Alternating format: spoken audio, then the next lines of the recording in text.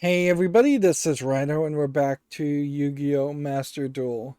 So they've added enough of a um, solo expansion here that it actually is worthwhile to come back and do some of these.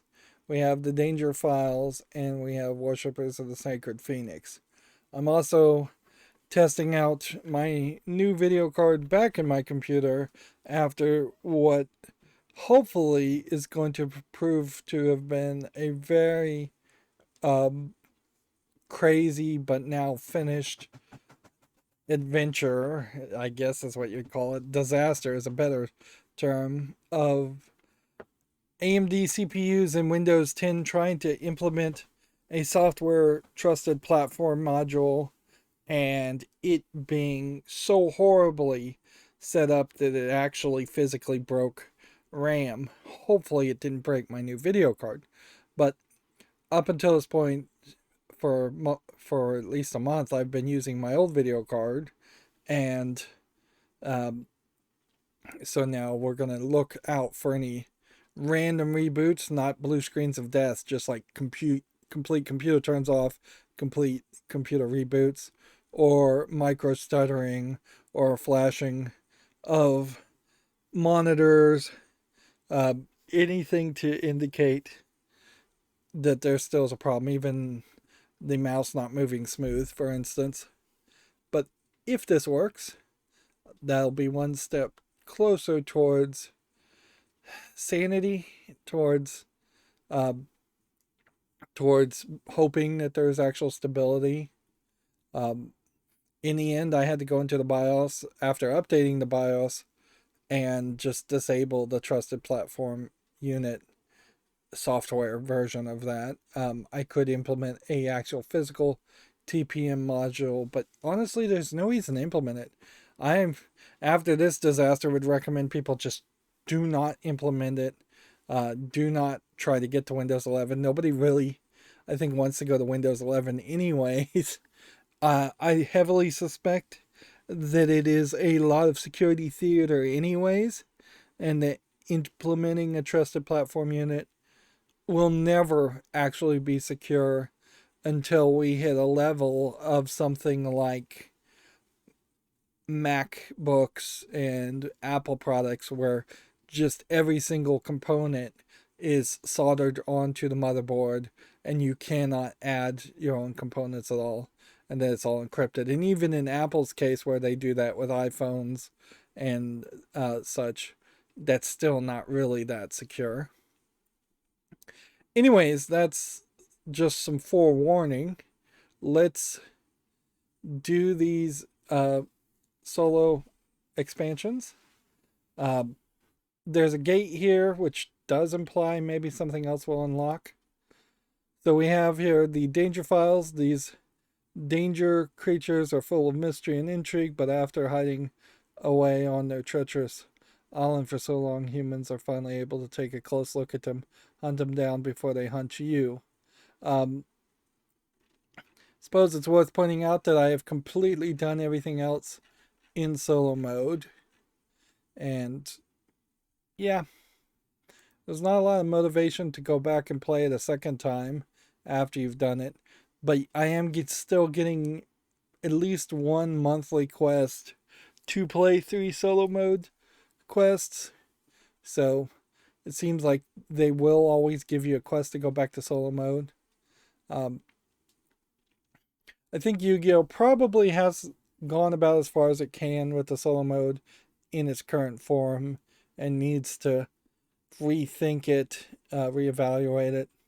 Um, Eventually, we may not be anywhere close to it, but eventually these scenarios that explain certain types of cards will run out.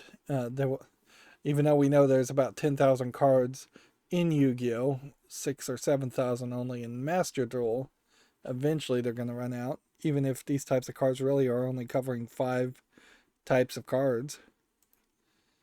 Let's see. These have been up and down as far as quality, as far as just the amount of animation and the writing. The writing is almost never good. There's a lone island somewhere in the wide ocean, and the people say is is the last untouched corner of the planet. Now we could skip this. We could turn off the UI. We could put this in auto mode. We won't do any of that. Some think that it may be the land of legends lost to time. So yeah, you have this little smog effect. You have this background. The audio is a little loud. The waters around this island were always turbulent and the weather unpredictable, as if nature itself was trying to reject anyone who tried to step foot on it. Thus, humans have never been able to ascertain what the island even looked like in full, let alone the ecosystem within.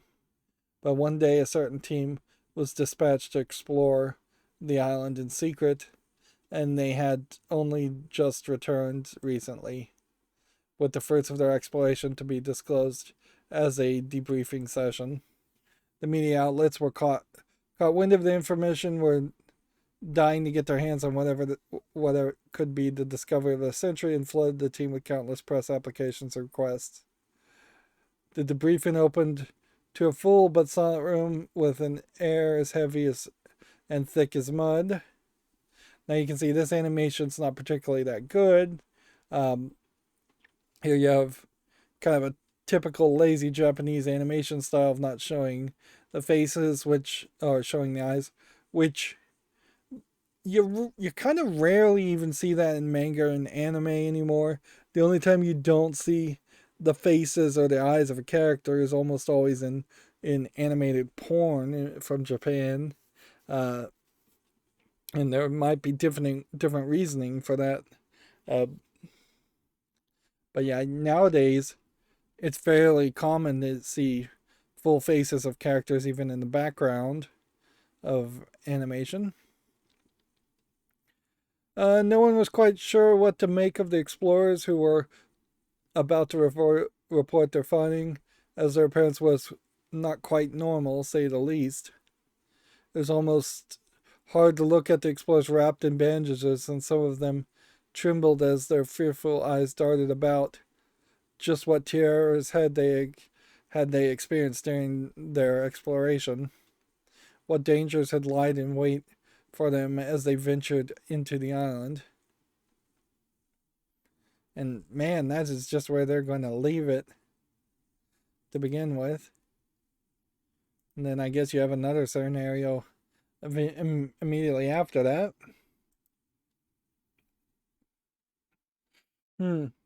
Interesting, they're just giving you Rope of Life as a card, because thematically, visually, that doesn't really feel like a card that um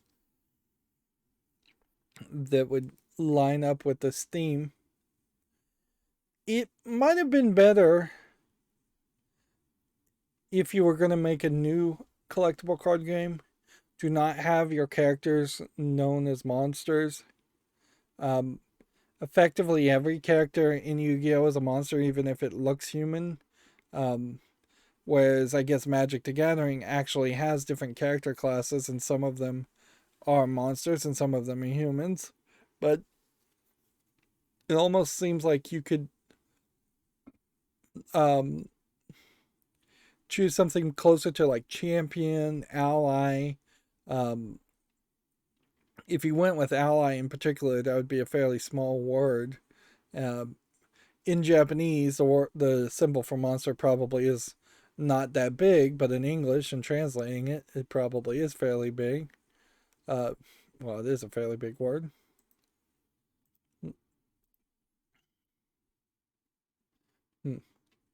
Although, in general, I would say I think the character classes in collectible card games have seen their day and it's time to get away from them.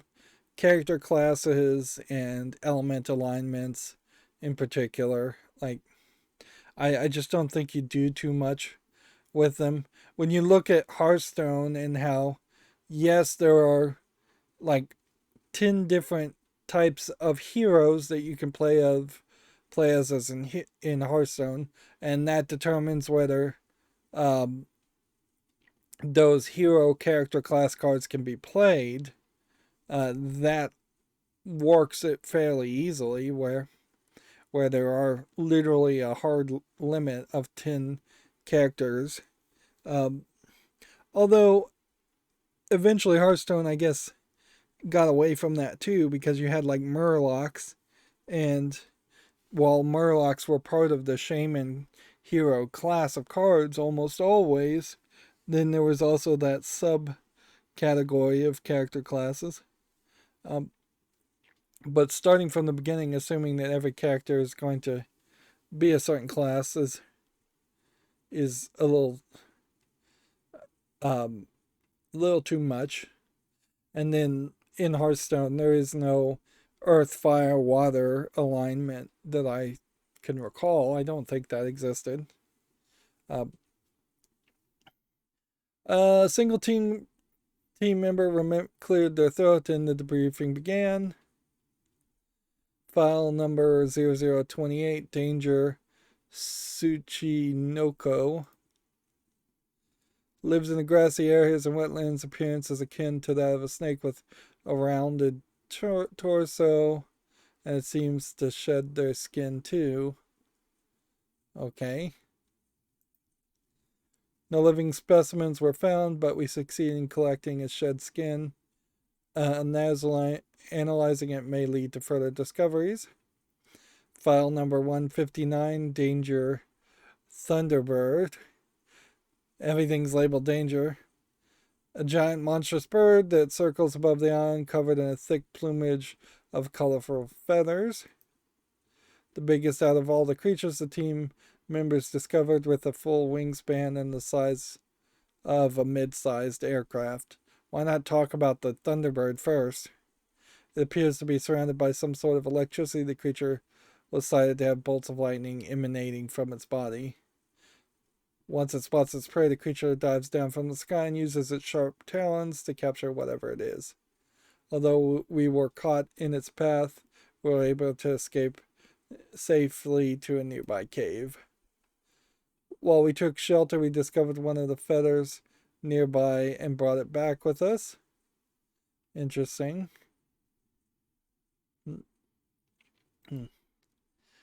As the audience listened to the report, they ruminated amongst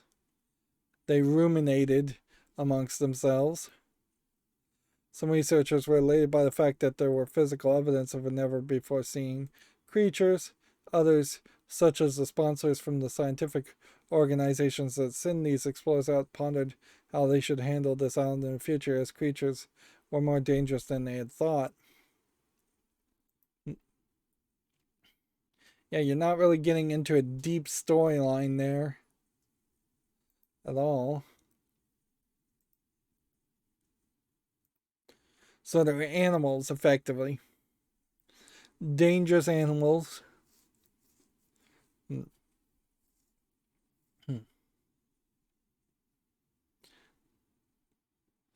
Yeah. I think what I want to do is come over here and let's bring the music down. Let's just bring everything down. That's a little too loud for me.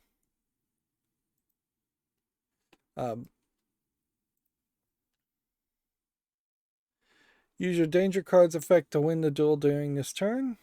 We have 3,000. They have 3,000. Discard Danger Bigfoot from your hand to activate Danger Excitement Mystery. Then add Danger Chupacabra from your deck to your hand. So these are basically xenomorphs, not xenomorphs, exomorphs? Exocryptology, cryptozoology. I forget the phrase.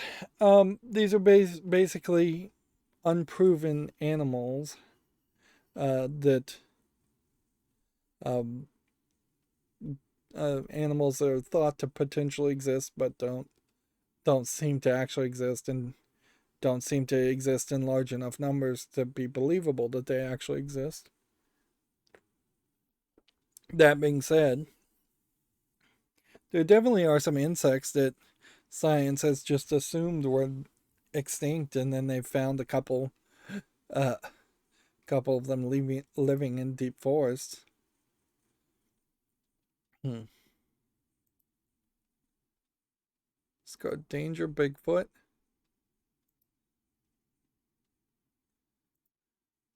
Wants me to activate this first.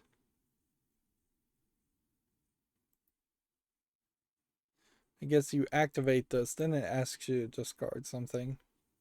Then it's saying bring Danger Chupacabra. Danger monsters have the effects that activate upon being discarded from the hand. Interesting. Activate the effect of Danger Bigfoot.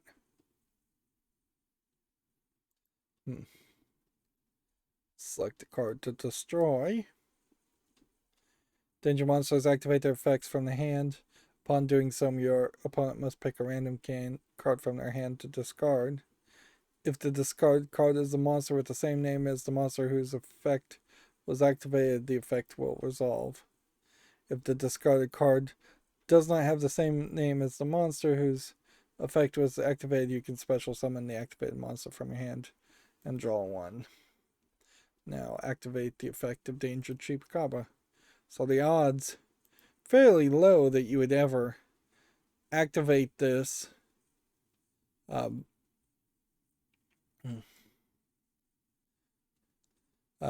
and then they would discard the exact same monster.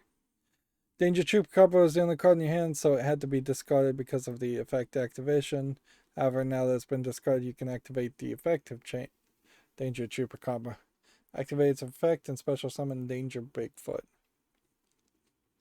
So it's going to special summon the other guy. Look at this art. This doesn't look like a Bigfoot that I would think of. This definitely looks more like they've relabeled some Japanese creature as Bigfoot.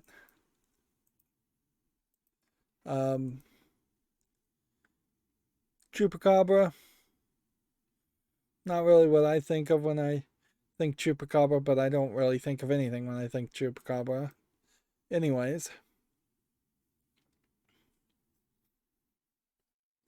very much this is another one of these types of cards that would be a lot of effort and a lot of time to win, but that is how you win with top tier decks, pretty much, is that um you end up playing 10-20 cards in one turn. Here we have another Escape from Dark Dimension as a reward, which these rewards really don't feel like they are connected. Your opponent has no level 5 or higher danger monsters in the deck as the overall attack power is relatively low. However, don't let this mislead you. Danger monsters effects can let the player special summon multiple monsters, one after the other, which allows them to hit with a barrage of attacks and greatly reduce your life points. Fend off your opponents with either high-level monsters or by using Realm of Danger to avoid being hit with direct attacks. And we're just going to play with the loner deck. Hmm.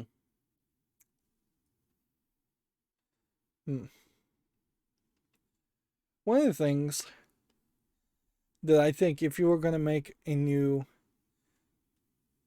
collectible card game, it does make me wonder if maybe you would do better to have characters that weren't just fighting each other. Hmm.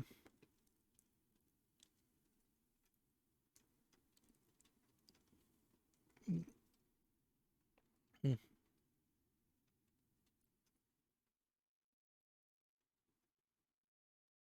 Hmm.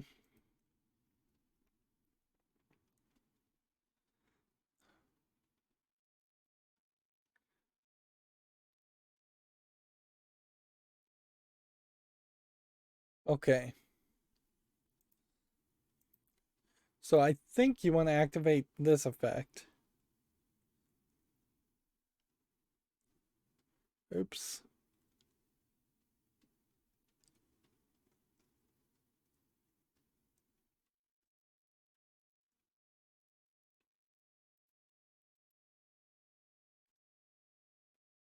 Hmm.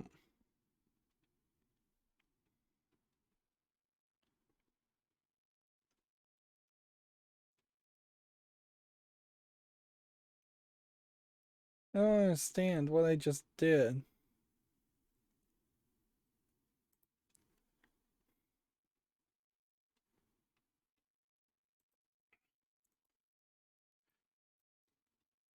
See, that's what I was expecting to have happen. And yet this didn't happen. Hmm.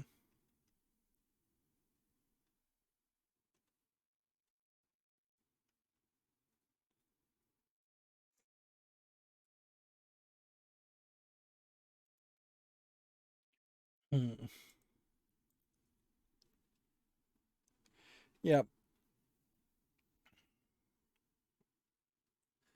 Part of the problem, certainly, here comes down to the fact that they're showing off these cards and trying to add some value to cards that pretty much just don't matter in the overall meta narrative of playing Yu-Gi-Oh! I've never seen anyone play these cards, any of these cards. These are like totally brand new to me.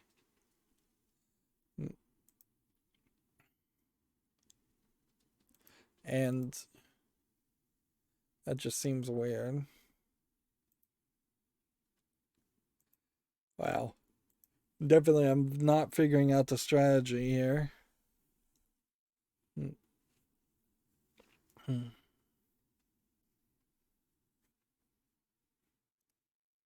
probably isn't a terrible starter challenge, though. Just have an opponent that's not going to defeat you in one turn so you can play with these fairly complicated concepts. Hmm.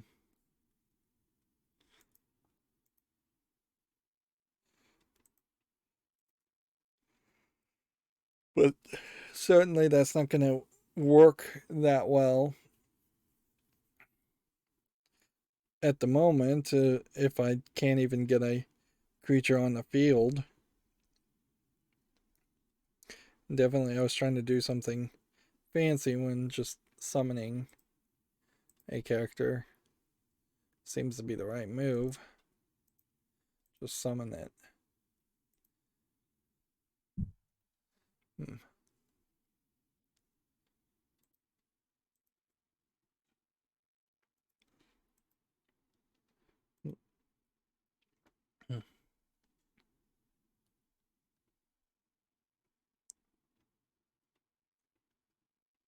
And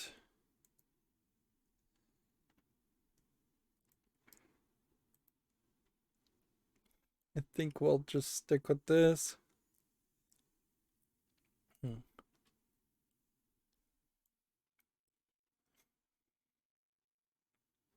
Hmm. And he's just resummoning a bunch of cards. Hmm. Um. Anyways, yeah. If you're gonna make a new game, whether it's a collectible card game or not, with a lot of characters, it almost feels like in the modern, more gentler time, instead of having them fight, you might have them compete on some different level. Um, It'd probably be a little too niche if it was like a cooking theme and every single card here was a different kind of chef or a different kind of ingredient or something like that. Um, but you certainly could think about something more like a dog show where there was just like all kinds of pets, maybe not just dogs, showing off their talents and abilities. Uh, I was thinking this more in lines of something like Pokemon. If you were going to make a new Pokemon today, it's pretty cruel to have Pokemon be captured and then forced to fight. That's always been a bit of a problem with the idea of Pokemon. All right, let's try and read this again.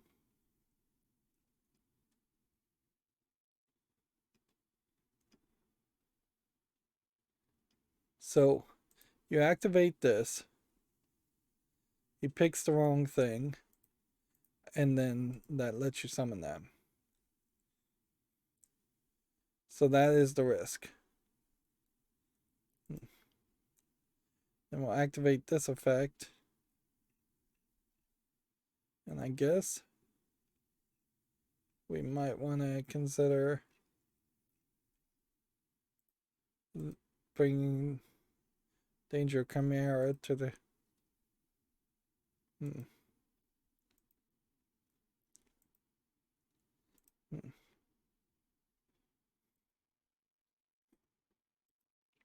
Hmm.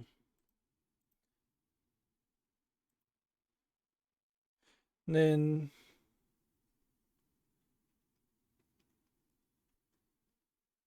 there's no reason why you would activate this effect now. Hmm. No real reason to activate that now. Hmm. But yeah. I suppose it's worth mentioning that I believe in between the last solo story mode of Yu-Gi-Oh! Master Duel, um, and now, Second Dinner, the company started by Ben Brode, who was the big name behind Hearthstone, has finally been allowed to show off the Marvel trading card game that they're making. Much to my disappointment, frankly. I was expecting it would have been a very traditional, this is just going to be something like Hearthstone, but um, with the twist of I suppose I should just build up my hand. I was thinking it would be something like Hearthstone with the twist of Marvel cards, and that would be the big selling point, and that would catch a lot of people's attention. And it still is very possible that the the Marvel Snap, which is the name of the game, will catch people's attention, but it is very much not what you would think of as a traditional uh, collectible card game. It is mobile first, designed first and foremost to be played on a cell phone. It is going to only let you have, I think, one of each card in your deck, and you can only have 3 heroes on the field, and then you can have up to 4 modifiers for each of the 3 heroes. So you're talking a 4, 8, 12, 15 cards on your side of the field at any time. Um, and honestly, I think 15 might actually be the deck limit also. So as if every single card is going to be played in every single game. The average game is being targeted to take only 3 minutes, which, while I would applaud the idea of a collectible card game taking less time, as many of these games take 10, 20, 30 minutes to play, 3 minutes is really, really short. And on top of it, you do not take turns while playing. You play while the other person plays, which is an intriguing idea certainly, but it is odd to say the least. So you just will not be reacting in any way towards the actions of the other player. You'll just be building up your character to the best of your building. Effectively, as soon as you start the game, you will either have won or lost the game. It will be all in the deck building and nothing else. Let's risk this. Hmm.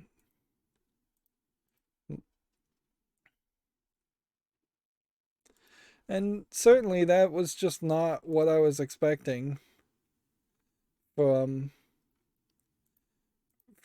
Ben Brode.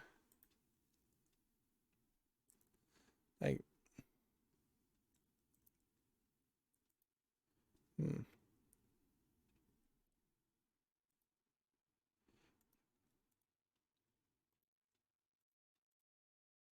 Yeah, I definitely was not expecting it to be this far from what you would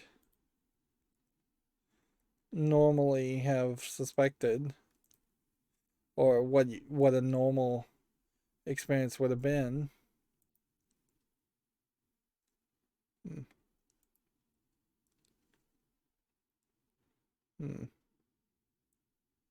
Danger zone. Hmm.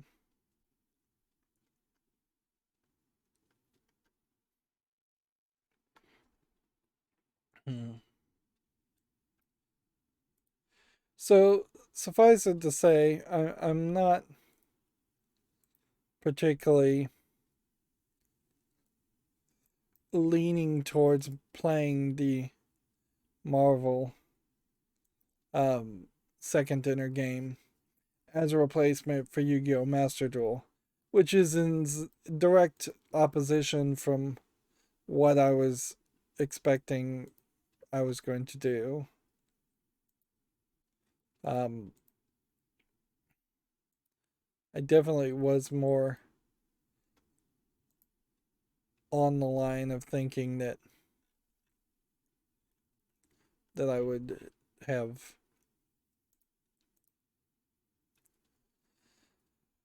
immediately jumped to the Marvel second dinner card game. Hmm. Hmm.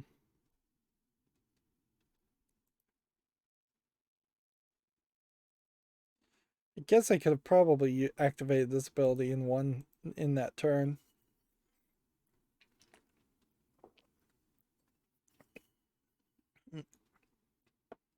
So that leaves me probably playing um, Yu-Gi-Oh! Master Duel for a while. There's no other game on the horizon, um, as it were. So,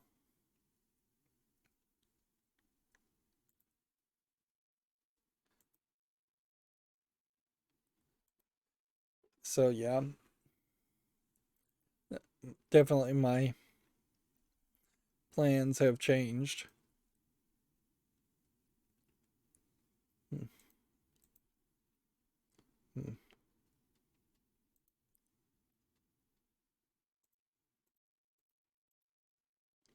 Hmm. Hmm. Hmm. Definitely feels like it's going kind of slow here. Like, this is our second attempt at this game, at winning on what was supposed to be a fairly easy experience.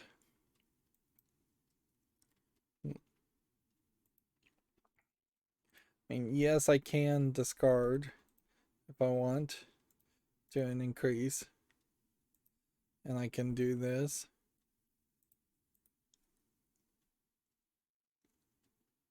Hmm. But it's not like it's going to get you extra reward for doing 3,500 damage instead of that.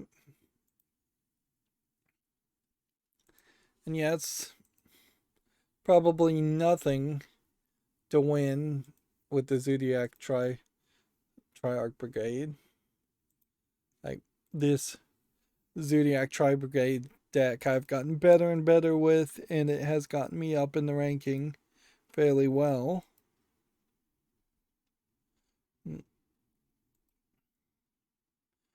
So what I want to do here is probably jump into the loner deck here and see if we can win. And if we feel like we're just going to totally fail there, not spend a lot of time with this, and then we'll just leave that all for off screen. Otherwise, if we do win, then we'll try this with the loner deck. And then we'll just finish up the story and move on to the next. Because we do need to kind of see if the gate unlocks, and if the gate unlocks a third short narrative story, or if the gate actually doesn't unlock much of anything. It probably does unlock something. Um, Now we have different Karibo. Hmm.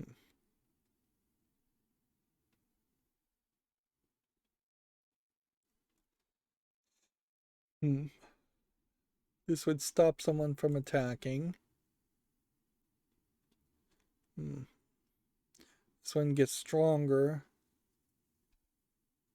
Hmm. If you have more guards in the graveyard, you can special summon this one. Okay, so I think I've got this. You activate this effect. Nope. Activate this effect. Summon that.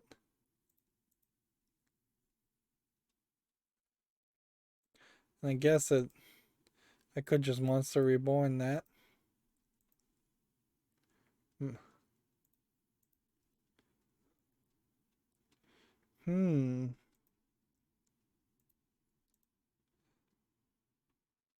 Let's see what we can now fusion summon. A 1600, a 1900, a 2200, and a 3000. Hmm. Think there probably is a lot of safety in going with a Blackluster Soldier. Why does Blackluster Soldier allow it to be summoned with just 3 monsters of different names? I have no idea. But that definitely seems like that is a fairly big start. Hmm.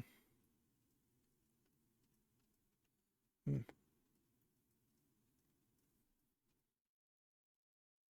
Like, I don't even know if this guy can do anything. Hmm. He seems like he's going to try and tribute summon this effect. Hmm. Yep. That's what I thought. Okay.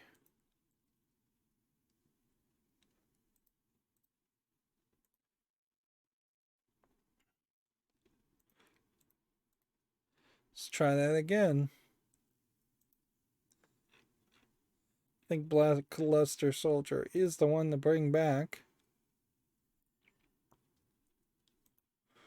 Although interesting that you can only put it in the monster zone. You can't put it in the extra monster zone. Interesting. 1500.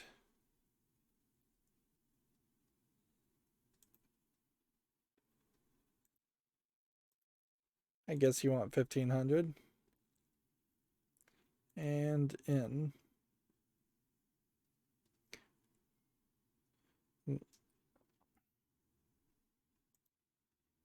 And what is this doing?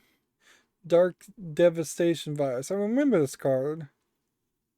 All monsters they control and all cards they draw until the third deck. And destroy all those monsters with 1500 or less attack. Okay. Hmm.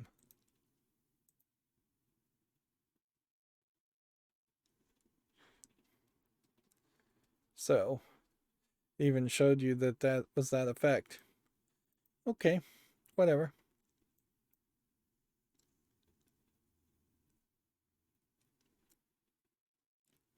Didn't destroy a monster, don't get to activate another effect, doesn't matter. Yeah, this deck devastation virus could be horrible for you. if you didn't have a Monster Reborn.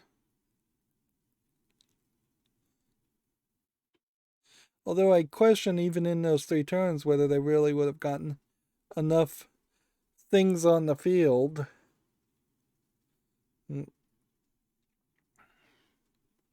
Like, he is playing everything he's got.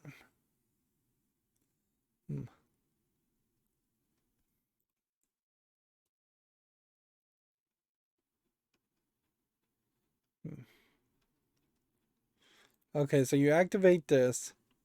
He's obviously going to guess that. That lets you activate this. And then take a guess to see.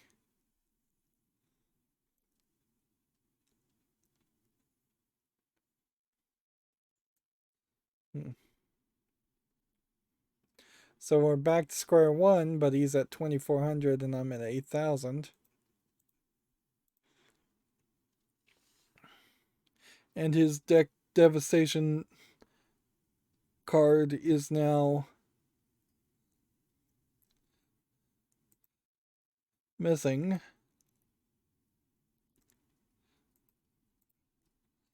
Hmm. Hmm. Grubel saves me from taking 500 damage, which is probably just like the worst. Hmm.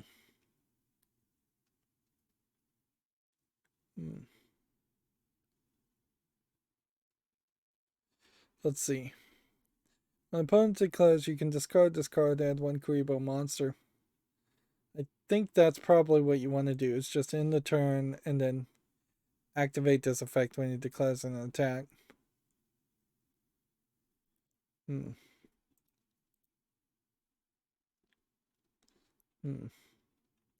And then what we want to do is find. Hmm.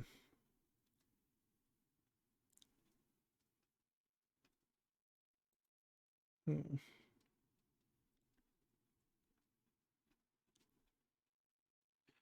Yeah, I don't know if any of these Kuribos.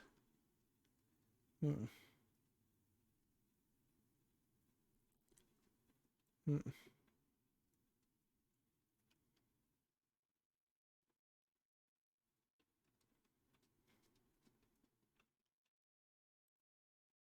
Hmm.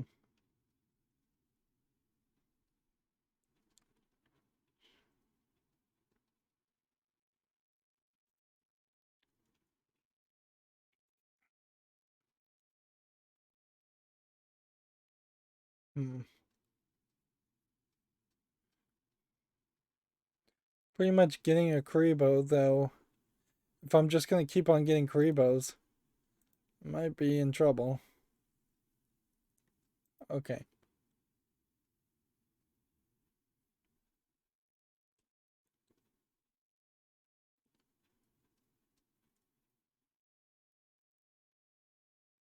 Gain life points.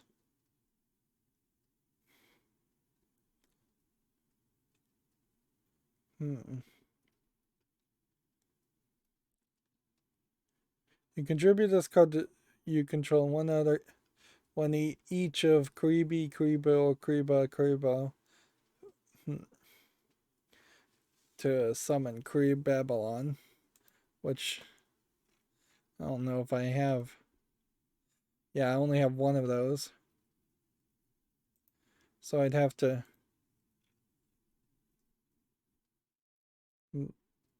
from your hand and or field. So that's just never going to happen.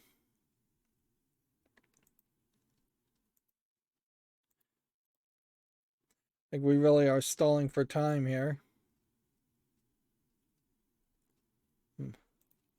Can activate this effect.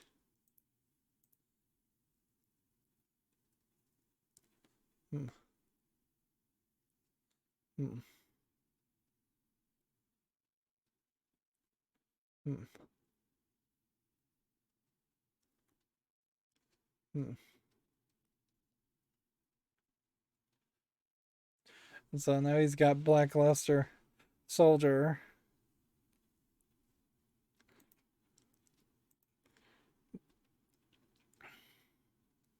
Best case scenario, this ends up on the field.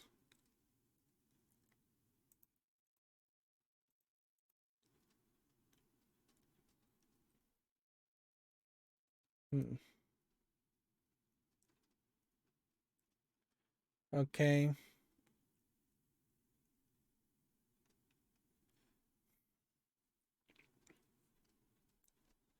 And then I think your best bet is to do this and activate this. And we're just hoping that there's something that in defense mode might do something.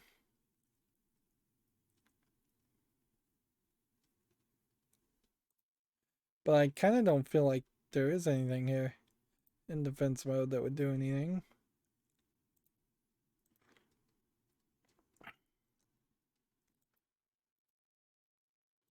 Okay, 3,000 would get me number 38.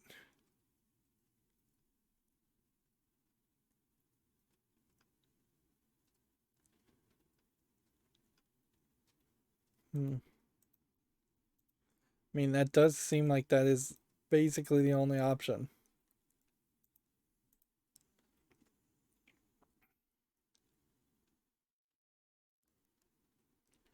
Is potentially detach a card and make him attack this.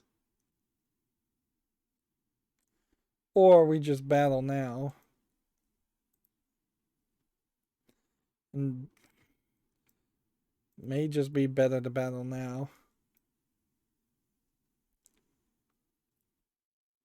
Hmm. Actually, it probably wasn't better to battle now. Because if he had summoned something that had like 500 and could directly attack, um,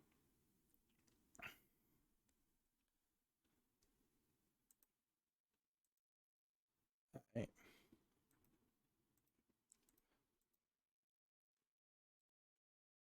we can get lucky, we can win here. If we get unlucky, we'll lose. Which that's something simplistic you could have said in almost any scenario, really. Hmm. Hmm.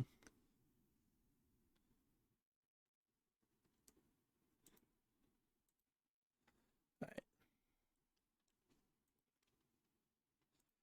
Again, I think activating this is probably our only hope.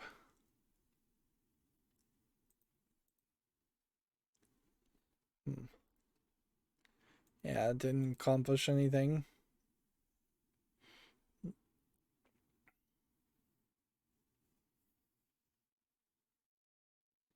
Hmm.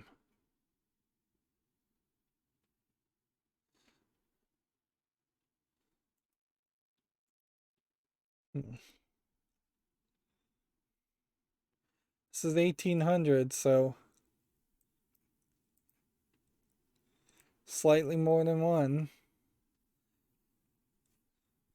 leaving him on 1,000 health. Hmm. I think what you would almost want to do is you would want to have like pets or even circus performers, and I think even that probably doesn't make sense.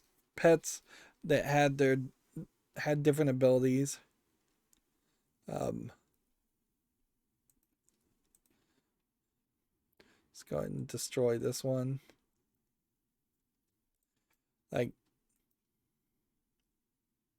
that would be a little too kid friendly for your average collectible card game player, certainly. But if you were making a younger CCG, that might make sense. Inherently, there isn't really any competition to the Pokemon collectible card game. It took a long time, but we did it, so whatever.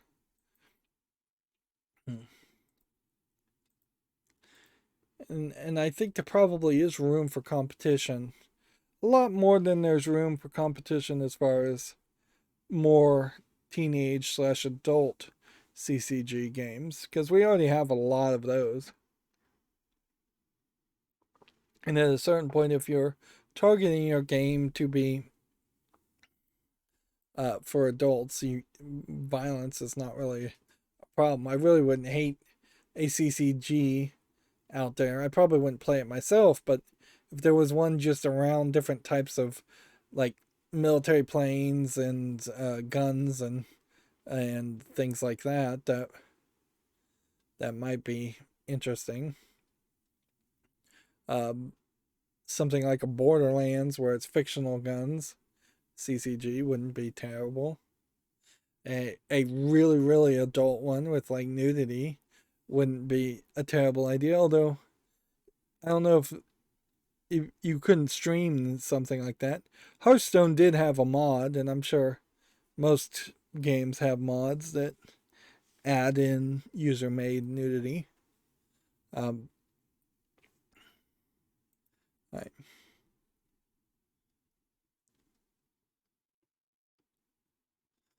See. Discard, add to your hand one Thunder Dragon, which this is Thunder Dragon Dark.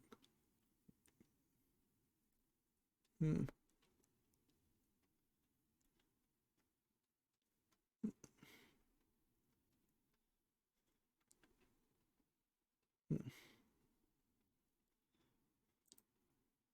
Hmm.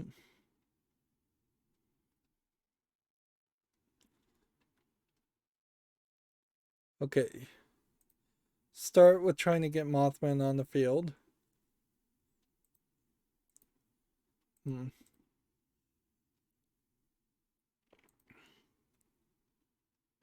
Hmm. Then we'll try and get this on the field. That didn't work.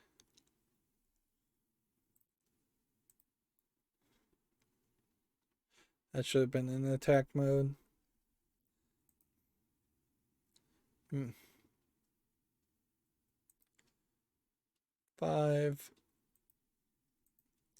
Just summon. And then activate this.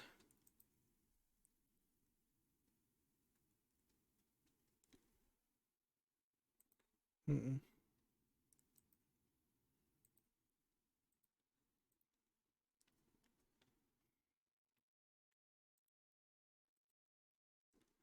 Hmm.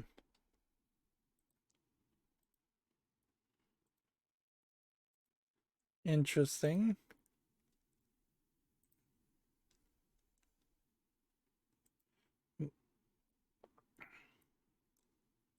We definitely have some different cards here. Hmm. Not sure which ones we really want on the field.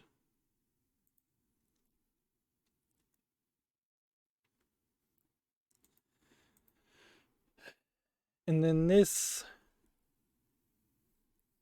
potentially could get me to a 26 using things that probably don't need to be a 26.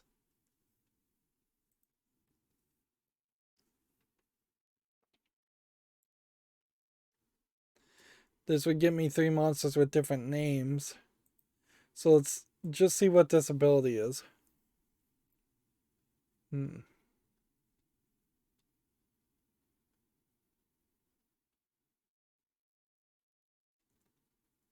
Hmm. I think we're kind of safe here.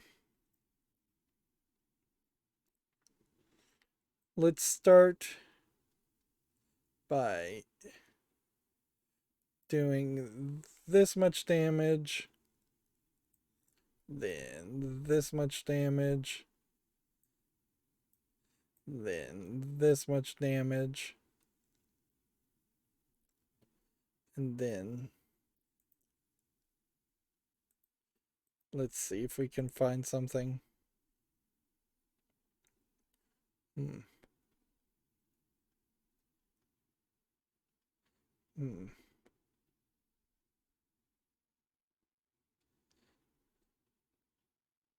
Hmm. I think we would take this and put it here.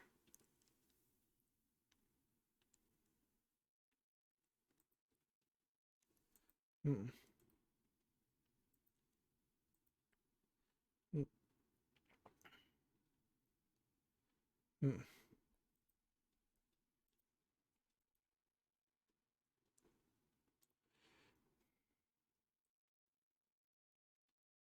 Interesting.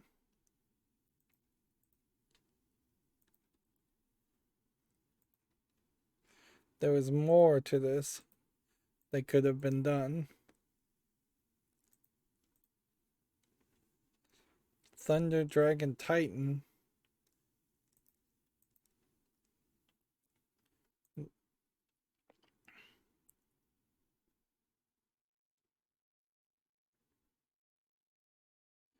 And then take one of these. Take one of these. Nope. Apparently that's those same names.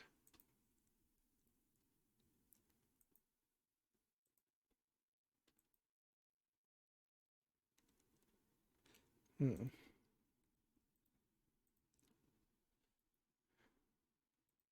Yeah, it paints you in a weird thing where it has to be, if it has to be two monsters of different names, I don't actually have two monsters with different names. I could do something maybe like this. Let's see. 2+ effect monsters. Could be this one, and this one. But that's still not enough. Alright. So I'm learning, but it certainly is a slow process. Hmm.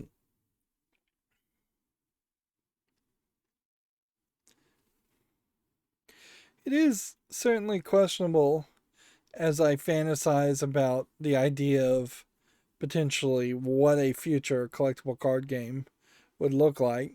It is rather questionable if there would be room for a new actual physical collectible card game, or if it isn't just going to fall very much into the realm of being digital only or digital first.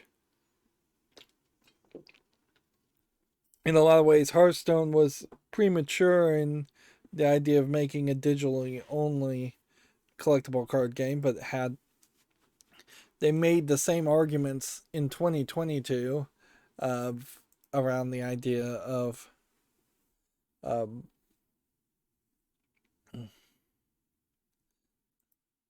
I think this will work fairly nicely. Now we just gotta pick out the best one we've got.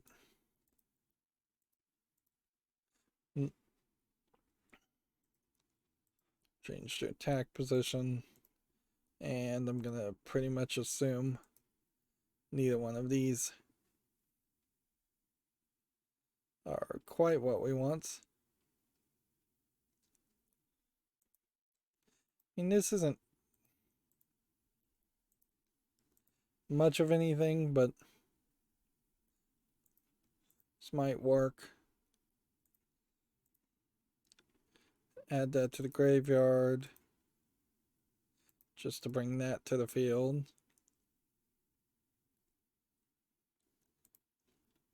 Let's see, at that point, two monsters with two different names.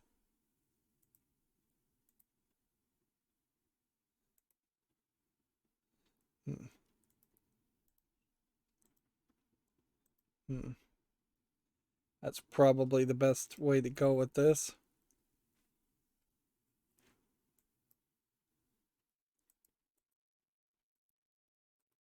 Like going here. 2+ monsters. If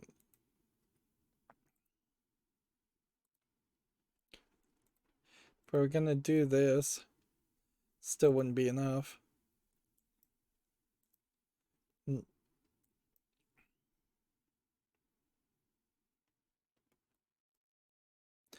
I suppose printing things versus digital screens, e-ink screens are still an element that has not been replaced. Um, there's still a decent number of people that have printers. There's still a decent number of things that get printed out. E-ink screen, um, e-ink screens have not replaced um, regular old paper and ink or cardboard in the case of collectible card games. There is, I suppose, a theoretical world out there where you could sell a somewhat expensive set that was 5 screens that were just screens with a little bit of wireless technology and um, that the cards on them would change fairly quickly and easily. Let's activate this and see if this does anything.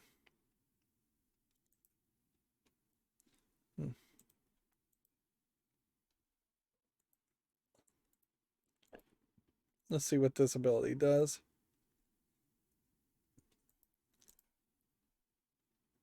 Buff. Alright, we'll take that. So if you were gonna effectively try to do something like that with Yu-Gi-Oh, you would need, oh, I would imagine 12, 13 cards, maybe 14 digital cards. You might as well make it an even 15. And then when you drew a card from the deck, it would just be probably like an NFC near field communications tag that you just tapped on the deck area, and then it would give you a new card on that screen. And there almost certainly would have to be a central hub device that was communicating with both sides. And you could definitely get some animations and stuff, but that would all be animations held on some kind of memory on the central hub device. So yeah, you could theoretically make something like that, and it wouldn't look anything like the Yu-Gi-Oh! Duel discs by default. But yeah, there's a way you could digify things without going through the process of selling cardboard. But of course, all the profit up to this point around collectible cards has been selling cardboard and effectively having a resale market around cardboard. If you went completely digital, the resale market would turn into some kind of digital marketplace, but it would be pure profit after, if you could get people to adopt such a system. And honestly, that technology probably could be invented now, but it would take some effort to get it right. You would need to get those screens fairly thin. Cell phones are fairly thin these days, and they don't need that much.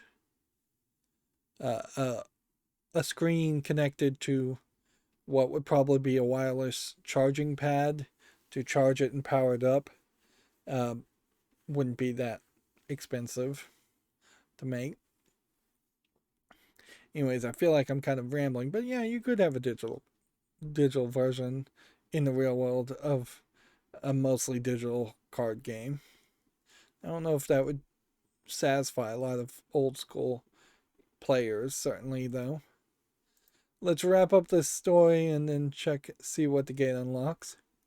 Again, the rewards here are just like dark themed cards.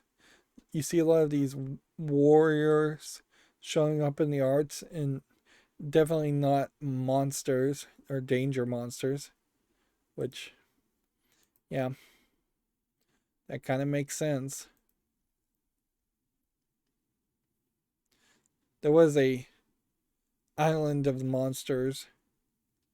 Monster Island was a general thing in the early King Kong, uh, Godzilla movies, and I imagine that's what this is heavily influenced by. I mean, you can even see there's a King Kong like creature there, somewhat. Before they could find their answer, the conference continued on. File number 232, Danger Bigfoot. A gigantic muscular creature with black hair growing from its body. I wouldn't be surprised if they named it Bigfoot after existing Bigfoot. It definitely doesn't look like Bigfoot as I would think of him, and he has like all of these fabrics and like bamboo hair ties, which definitely implies some level of intelligence around him if he's making hair decorations and fabrics. Um, like that feels fairly ornate, unless you're going to say that there were also humans on this island that were worshiping him. Standing 10 meters tall, if not more, bipedal, it barrels through the trees as it roams the forest and mountains it lives in.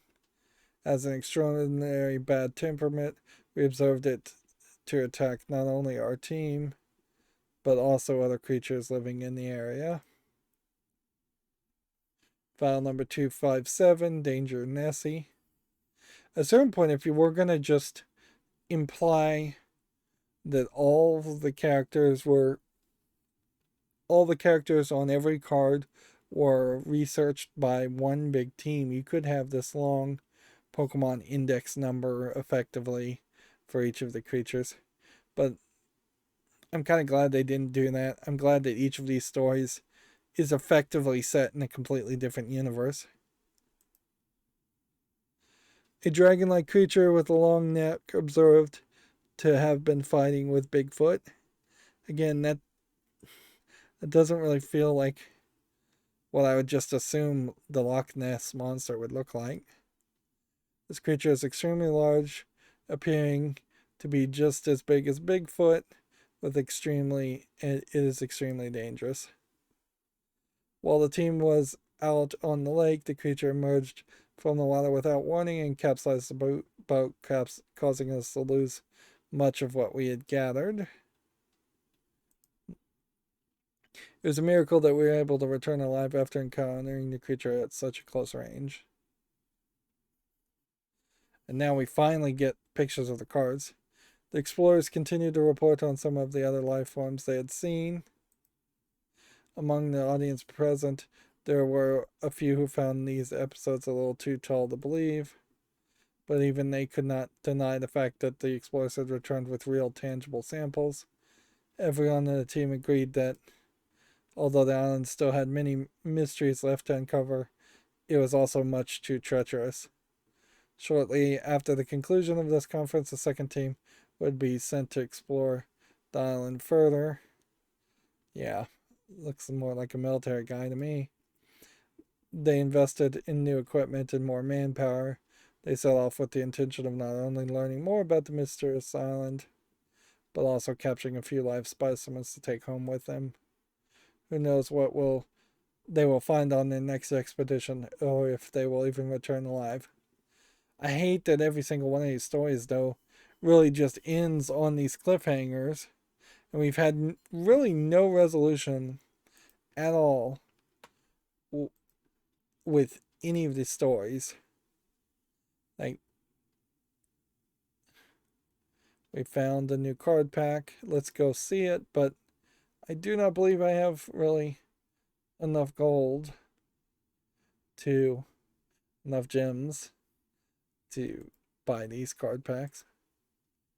I already have a couple of these cards. Wouldn't be terrible, certainly, to think about buying a tin pack here. But that is basically all I could afford. So you have to notice that this is highly unsafe, and I'm just going to have to say no to it. Because if I bought this 10 pack and then I didn't get an ultra rare, then I would be on the timer, as it were, um for getting another 60 gems to be able to buy another 10 pack to get a guaranteed ultra rare. It's interesting they've now added a date to this.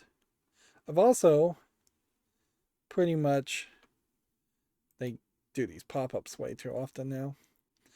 I've pretty much already seen um, every single secret pack there is to see.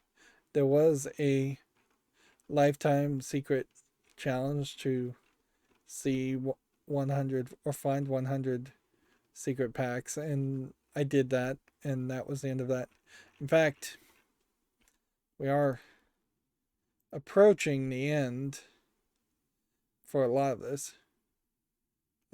It'll take a while, certainly, to get some of these numbered quests to where they need to be because the numbers are just so high. But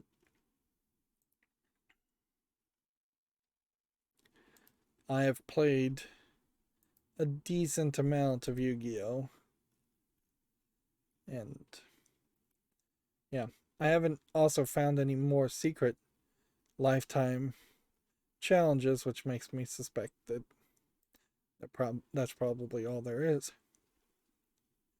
Now, since we unlocked the gate, theoretically, some new story should have unlocked, but it didn't.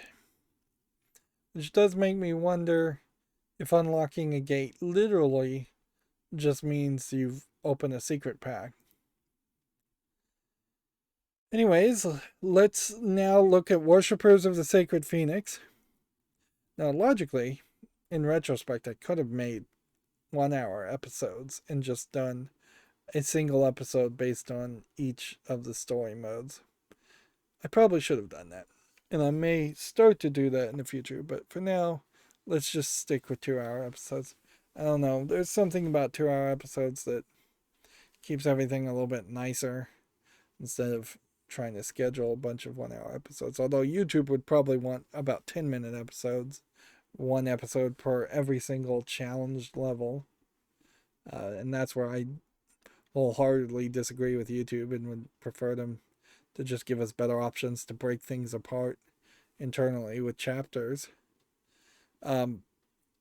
Worshippers of the Sacred Phoenix. This may be a God Cards themed solo story. Once destroyed the Nephites, Nephthys. I suppose it would be Nephthys. Shall rise to be stronger. Draw out their mystical powers as you battle your way to victory, and maybe you'll even get a glimpse of the legendary Flaming Phoenix. Nephthys is a weird word. Yeah, we're going to get more of these second currency things. I wish they'd get rid of that. And this is definitely a picture that seems like it is around the ancient pharaoh backstory of the Yu-Gi-Oh! Anime that they touched upon at the few last episodes of the original series of Yu-Gi-Oh! And then, frankly, they kind of forgot about it in all the spin-off Yu-Gi-Oh! Stories, which is probably a good thing because it also had run its course. I don't know if Yu-Gi-Oh! Ever could have delivered a better storyline since it's so obsessed around the card game anyways. Whispers of the Sacred Phoenix. I suspect we'll be playing with the replacement god cards, not the actual god cards, which are actually pretty unplayable in Yu-Gi-Oh! Sacred Phoenix of Nephthys, a god enrobed in flames, who came to the mortal realm blazing so brightly it could be mistaken for a second coming of the sun. Here we have a stationary picture. It looks a little bit nicer animated, but you have very generic background and just sparkle effects. It was worshipped and revered in a certain land where dry winds billowed and deserts stretched in all direction. Each generation had a priest with powers to embody this deity. Yep. With the power of their strong soul, they would offer prayers and hope brought forth by their ritual to manifest Nephthys and start many miracles. Those who were especially devout to the Phoenix god had built statues to the priest dynasty and enshrined them in a particular part of the desert that was declared sacred land. They thanked the god for watching over them and toiled every day with its blessing to build their homeland bigger and better. And then the story just kind of ends there. It doesn't even like end on a twist or anything. And it seems like we will just be getting second currency rewards, which we already have a lot of that. And this may be a new background. I don't think I've seen this one. What makes the Nephthys deck unique? The Nephthys line include monsters like Sacred Phoenix and Nephthys, which can be special summoned from the graveyard when it's destroyed by a card effect, and many more monsters whose effects activate when they are destroyed by a card effect. Since their versatility will allow you to special summon monsters, use them the ritual summon or link summon. I know they have fairly recently come out with some new content to buy, as far as a new field and a new character icon. Gather 3 Nephthys ritual monsters from your field to link summon Nephthys the Sacred Flame. How am I supposed to do this? First, activate pre-preparation of rites, and then rebirth of Nephthys and Cerulean Sacred Phoenix of Nephthys to your hand. Alright.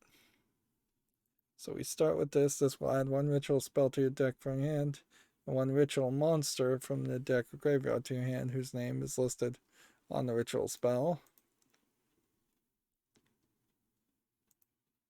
That's going to be this card, which we already had one, and this card.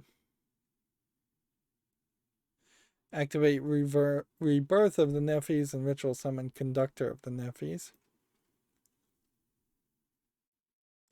And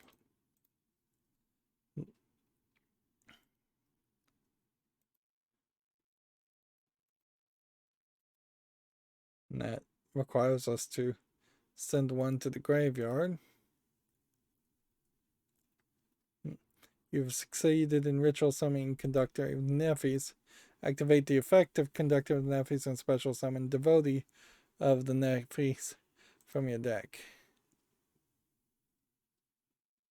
Yes. Conductor of the Nephthys is an interesting kind of priestess girl, it looks like, from the art. I wish you could double click and get bigger art at this element. I will say Yu-Gi-Oh! Master Duel has improved a little bit in the past month or two. They are adding polish, adding features. They're not oddly adding cards, though. Ritual monsters are a special summon with the effect of conductor and Nephthys will be treated as having been ritual summoned. Activate the effect of devotee of the Nephthys and special summon Sacred Phoenix of the Nephthys from your deck. Alright. This too, looking at the kind of skirt here, implies that this might be a priestess girl.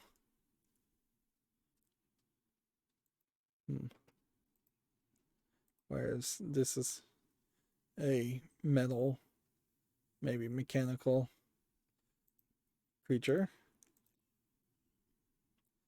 We needed to do 4,500 attack. Are we at that? Yes. Activate the second rebirth of Nephis, tributes Sacred Phoenix of Nephis, and Richard summon Cerulean Sacred Phoenix of the Nephis. Seems like that's overkill, but whatever. Hmm. Hmm. Hmm. Hmm. Link summon Nephis the Sacred Flame. Alright. Cerulean Sacred Phoenix of the Nephis. Slightly stronger version of this. Yes.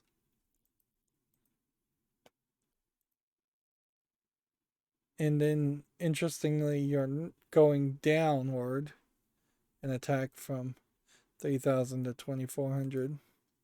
So it must have some other effect. And we are then link summoning 3 link summon creatures.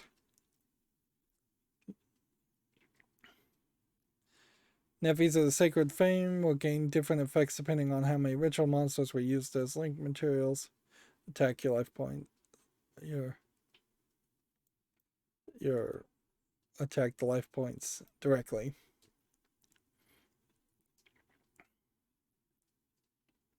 Didn't really pay attention to what other effects that character could get. So I guess we'll figure that out later. See, that gave me 150 of this green, which gets this number up again. So I'll barely have enough to unlock this gate. They do seem to fairly balance this out, so you always will have enough if you've done everything. But then you also seem to have a random collection of extra just for the fun of it. You can pause now and pretend like you're going to read this, or I'll pretend like I'm going to read this, and you can pause now and read this. I'm just going to jump in, cross my fingers, and hope I can win.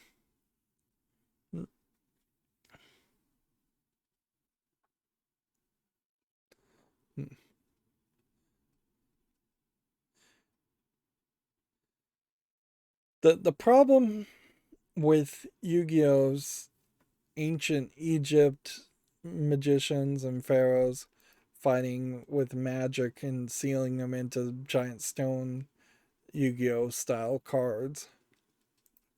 The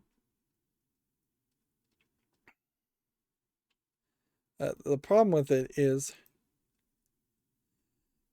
it didn't leave a lot of room for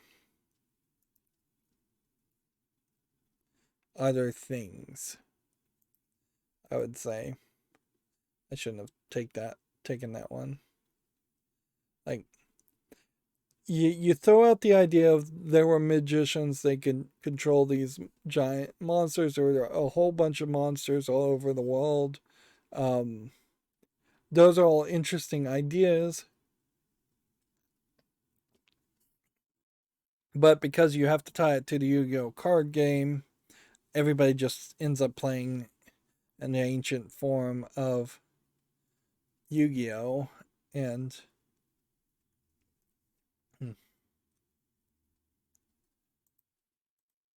that doesn't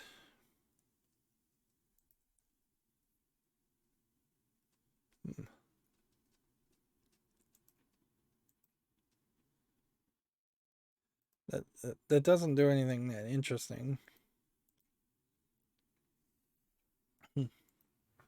I think what you would have to do, probably, if you're going to make Yu-Gi-Oh more interesting, is we've had alternate worlds and we've had kind of sequels to Yu-Gi-Oh. I think you go back in the past and Um, you hint at a world that existed where monsters were just running around fighting each other before the magicians were in charge. I think you potentially hint at a world before the Millennium items existed and the risking your life slash Shadow Realm nonsense that was added for the Western version of Yu-Gi-Oh. And so you kind of, I think, hit at a predecessing level of that.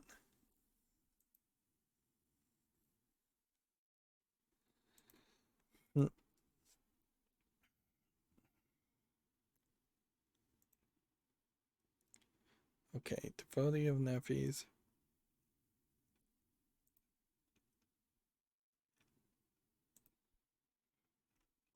Let's just do what we did before and bring about this one, which we already had that anyways.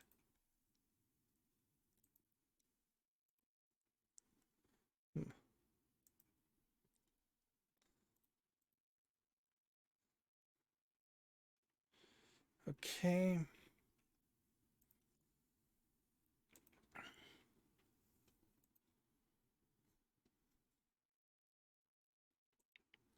See what we can summon now. 1200.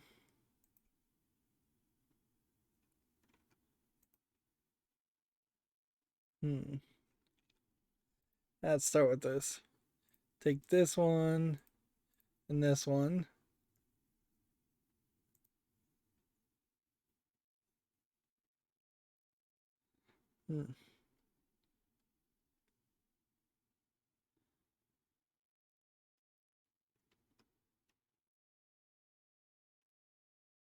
Okay.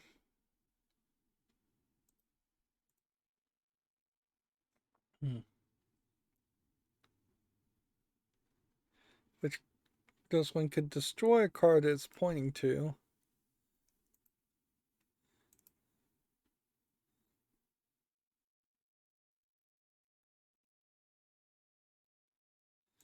What do we got in the graveyard that we could potentially summon? Alright, let's see if we can do that. Destroy this. Hmm.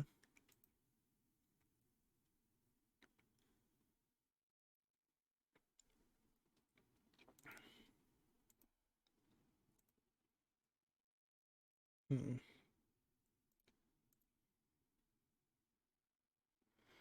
Hmm.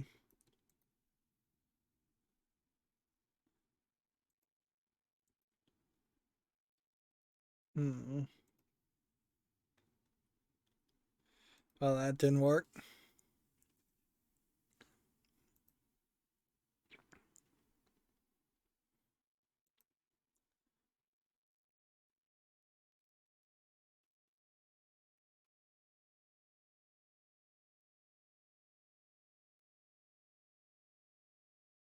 Okay, I think that's probably as good as we're gonna do. Goofing off like this and just goofing around trying to learn everything. And I think that's fairly fine too. Mm.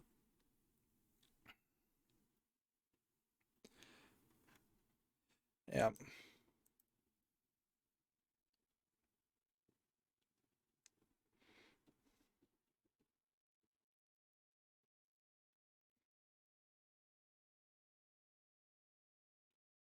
Mm. We'll see if we can, if he's gonna do anything different. But yeah, if they were going to make a new Yu-Gi-Oh series, which I don't know if they are, I think they're probably fairly done with them.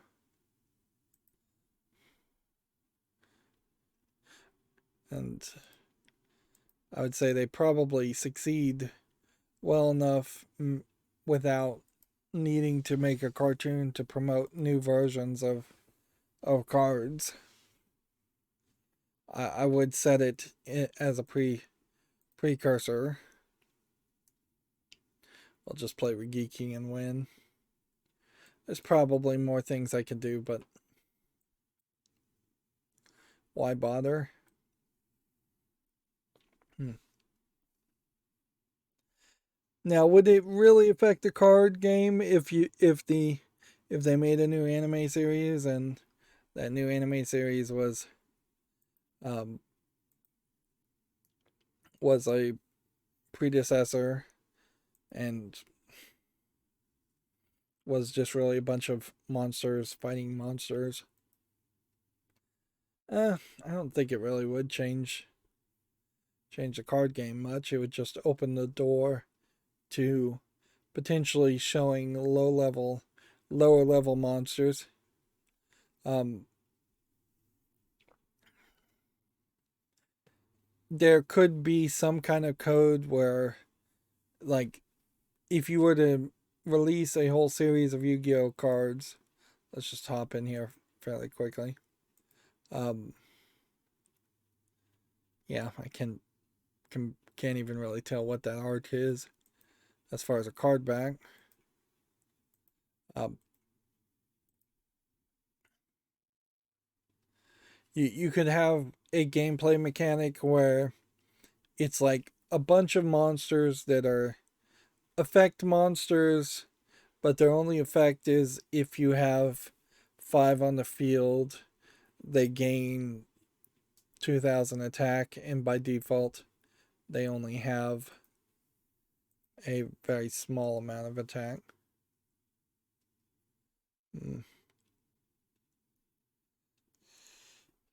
One wind monster. This is a very different type of deck. But yeah, there'd almost have to be monsters that have below 700 attack, I would say.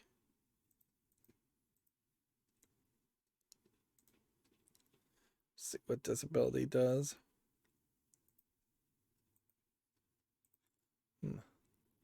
Sets traps.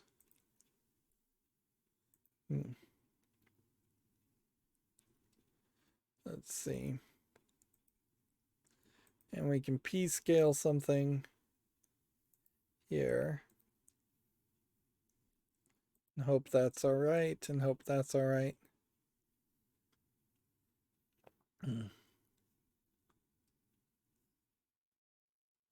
Tribute a wind monster for level 4. I don't know if there's really a reason to do that.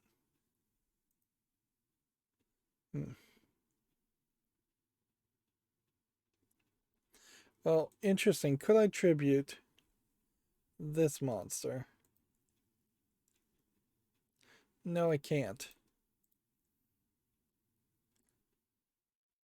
That will put it face up.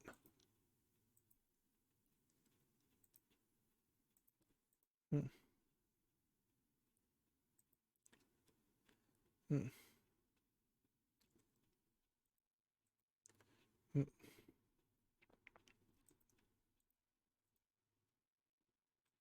Interesting. Quite a lot you could do there.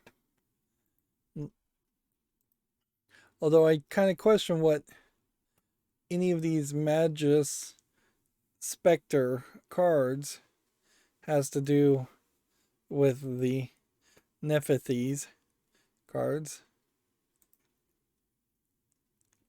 Let's go ahead and activate this.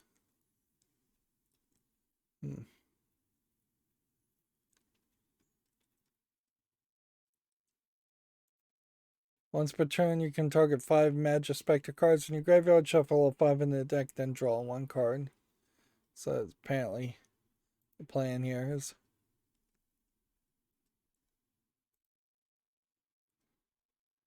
to remove cards to the graveyard, but they're not going to the graveyard.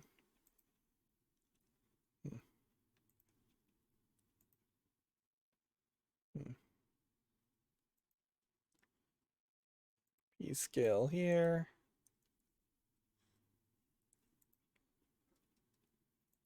Summon this. Activate this.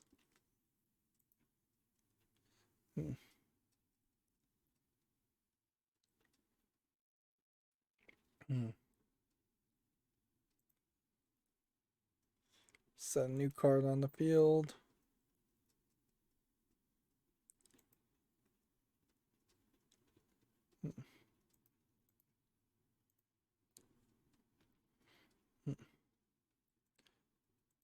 Then we can pendulum summon this back to the field here, because that was face up.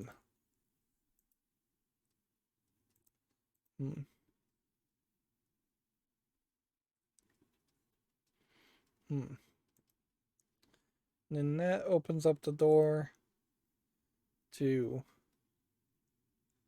potentially summoning pendulum monsters that would be bigger. I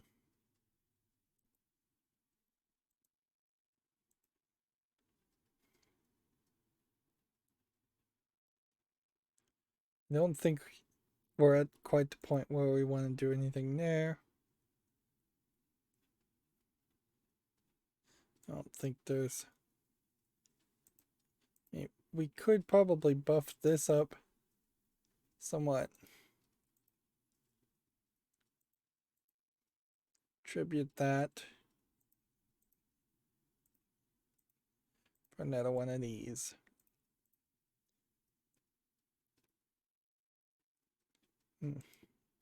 That probably doesn't change what we can summon.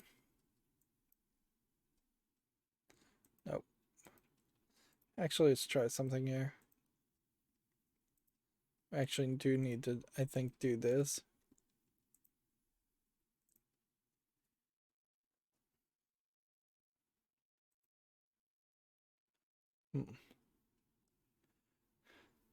That was a lot of effort to get 15 extra attack points over this character.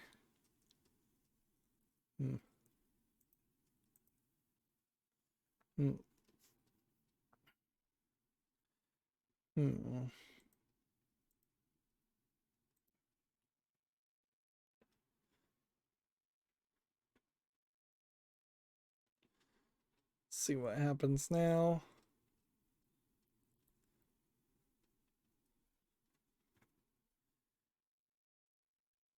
Well, it seems like at this point, this is the point where I lose. See, he's definitely playing more of a Nephthys deck, and they've given me a counter Nephthys deck. They're fairly somewhat consistent with doing that, but they don't really explain the counter deck much. You definitely don't get the backstory. You really don't even get a warning. Feels like there should probably be an icon that says, actually, this is going to be a counter deck. You've won with the Nephthys deck, now defeat it. The only real indication is that you're probably going to play a counter deck after a gate.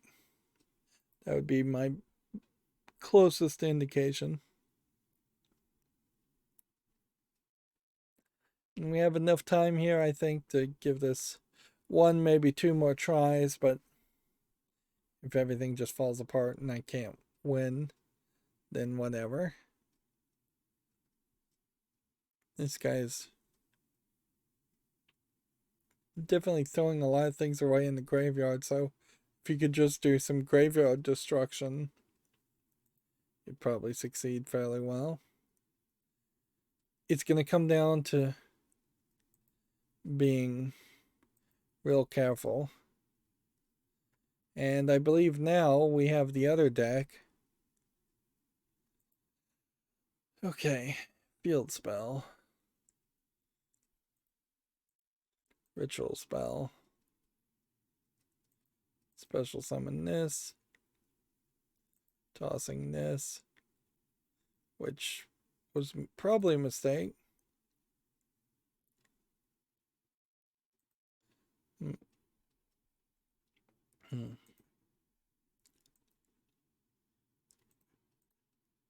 Hmm.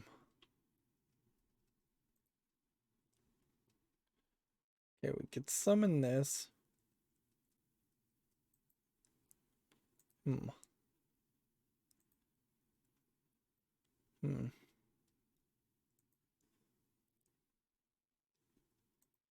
Hmm.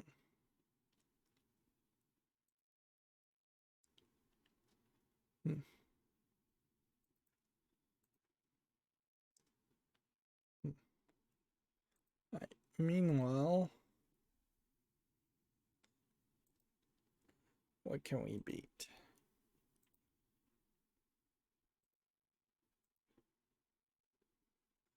$2,400.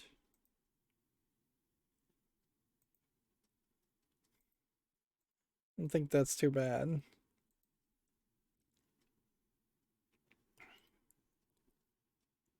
Hmm. Hmm.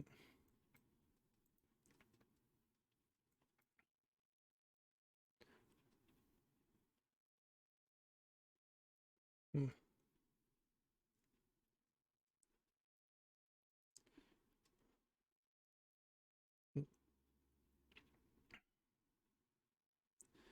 Yeah, it feels like he's both destroying his hand and destroying his deck, so unless he's got some strategy here to bring things out of the graveyard,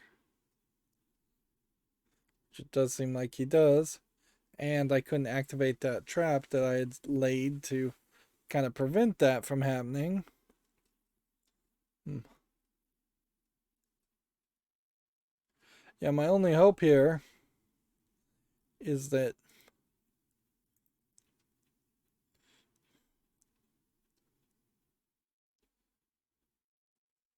Rigiki here. See what this effect is. Hmm. Hmm.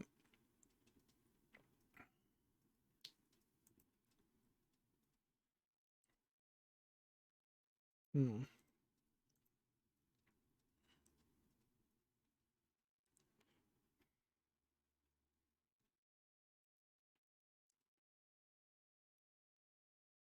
Probably do a little bit better than 1,200.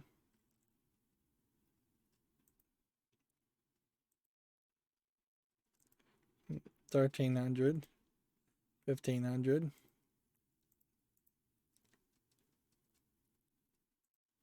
Hmm. Hmm.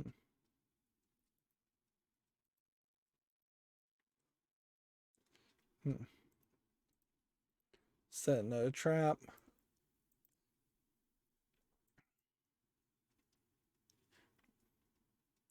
So now it's just a question, can I prevent him from drawing a card, and can he stop himself?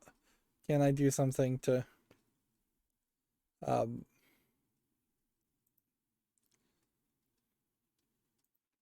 if we tribute this, cancel that from being summoned. He'll just try and activate it again. Hmm. We'll just activate this. I definitely feel like there's strategies here that I'd have to get into a little bit more depth with, or I'm just gonna have to get lucky. Because he's exhausting my options quite a bit, whereas his options seem to stay the same in the graveyard. It doesn't seem like we have a system to banish cards or prevent cards from coming out of the graveyard. He just does seem like he is constantly.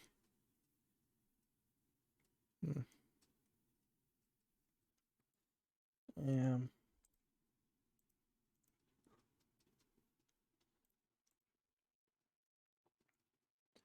I can do some of this, certainly.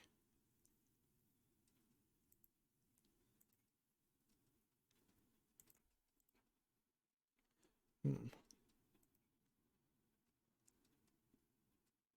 Hmm. See if some of this might be better.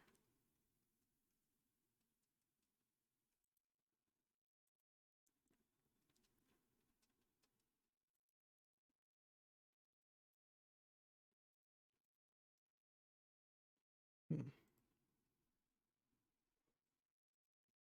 Hmm.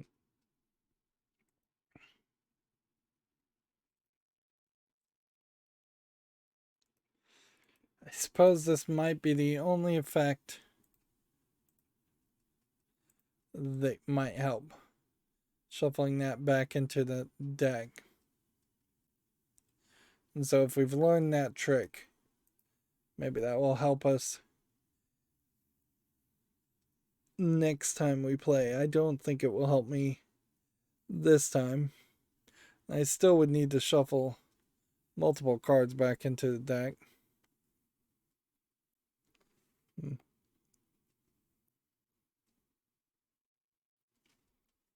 Yeah, I really do not see a way I could easily win here.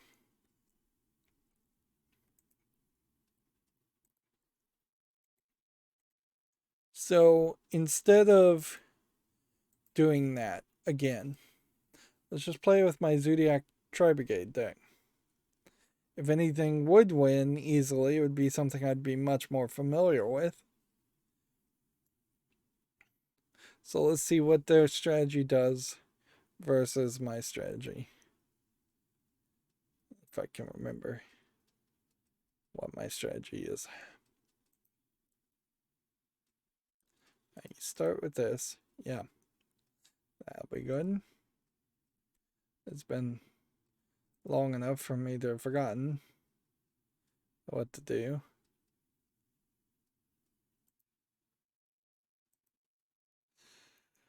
Guess this is what we'll start with. Here.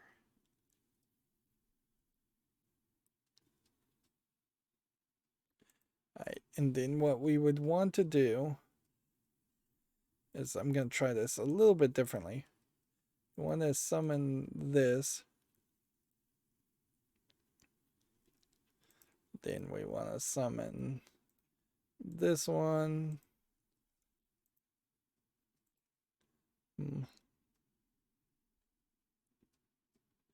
Then we want to summon this one. And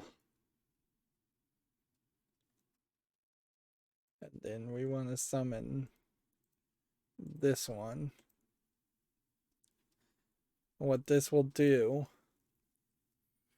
is leave this character to be able to destroy one face-up card on the field, potentially 4 times. Plus, if it gets destroyed, it puts 4 characters in the field for my other monsters to use later. 4 characters into the graveyard, which this is a deck that very much lives on things being in the graveyard. Now, we don't want to get rid of the one regular card. Hmm. Hmm.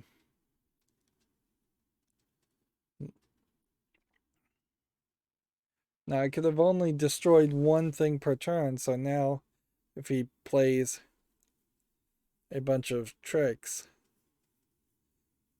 which inherently I guess I could have just used Harpy's Feather Duster and destroyed the character anyways. Hmm.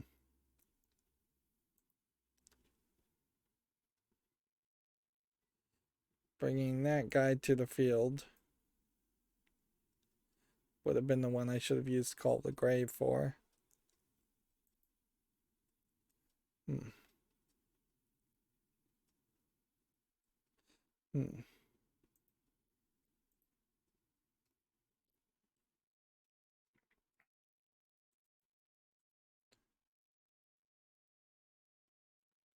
Hmm.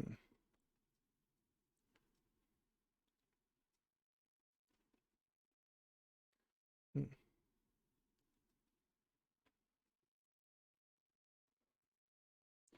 Let's see. Just want to bring this back to the field. Hmm.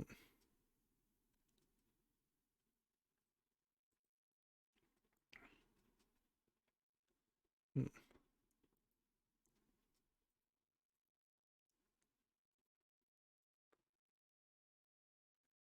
Don't quite have everything I need yet to win, but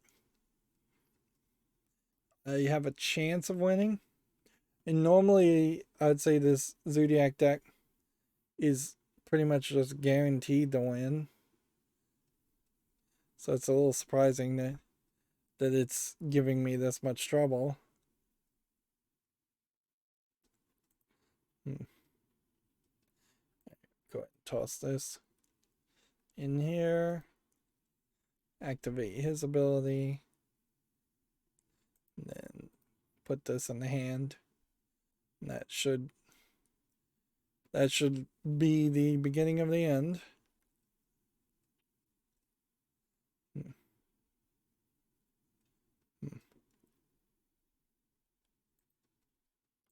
Hmm. Alright, we'll activate this. Hmm. Hmm. And this is a great way to show off the potential power. Hmm.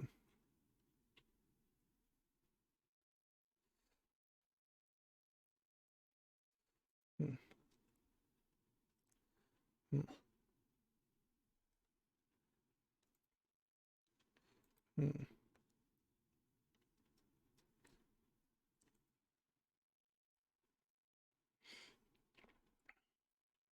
This card is kind of unique in that it's really just putting a couple things on the field. Alright. Call the Grave. Activate. We want to get rid of this card. For fear he comes back. So we'll banish that. Then we will summon this. And then we will activate this effect to discard that card. Activate his effect to discard this card. Activate his effect to give me another one of these.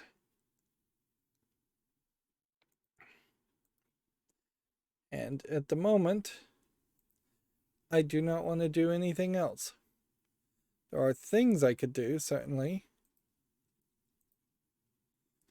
And maybe there's something.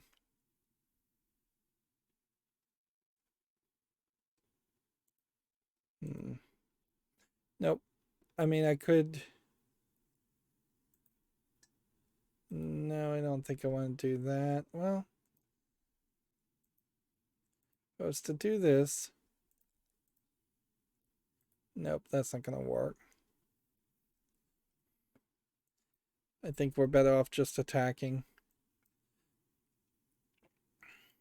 Now these two cards are going to disappear at the end of the turn. But we should be fine. These two should be banished.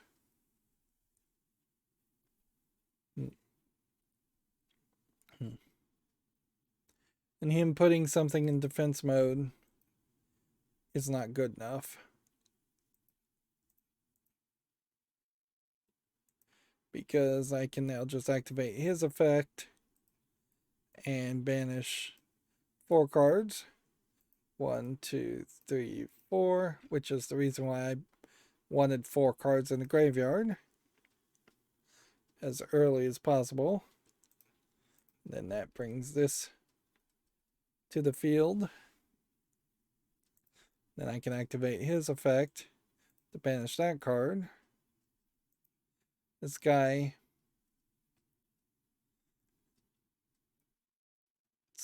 I don't know why this guy's effect actually doesn't want to activate right now. Should have enough cards on the field.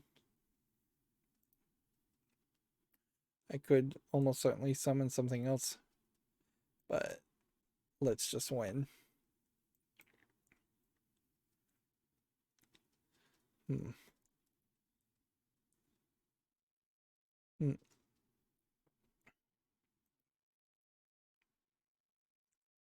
And so having the backing of my own Zodiac deck, I can now come and at least look at what this more difficult duel looks like. Definitely no guarantees though that I will win here. In fact, I very possibly will lose. This effectively, I suspect, will be just the 3rd tier or the most advanced concepts that these cards offer. So your familiarity with the cards would probably want them to be high.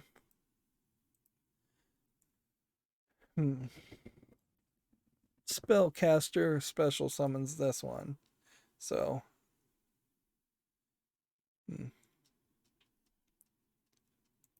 level 4.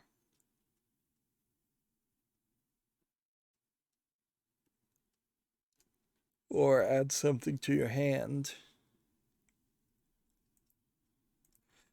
I think you probably want something like this.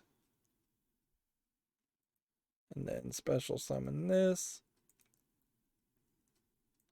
And then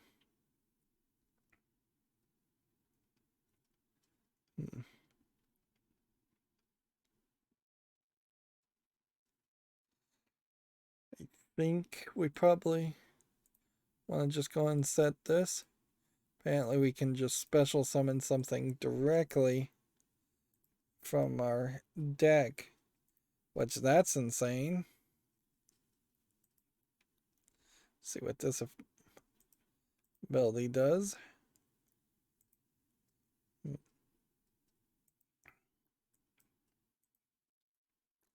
I'll start with 2,000 damage after already doing a lot of damage to yourself. See, very possibly here, I'm going to win without even really getting to sink my teeth into this challenge. And I definitely don't have time to waste, so I wouldn't come back to this challenge in any way. So if I get an easy victory just out of dumb luck, I will just take it and move on. This destroys all attack position monsters, not all face-up monsters. It's important to recognize when that is the case and recognize what the cards actually say, because it's easy to confuse, certainly.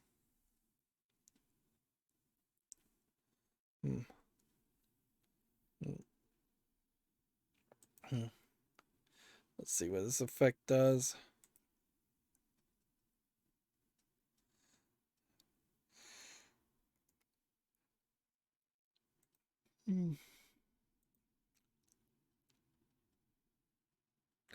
Cannot be destroyed by battle. I think that's what we'll try and stick with.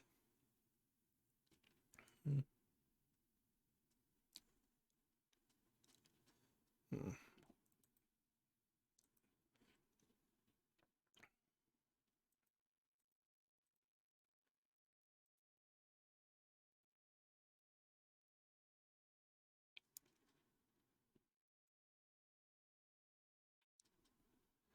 Okay.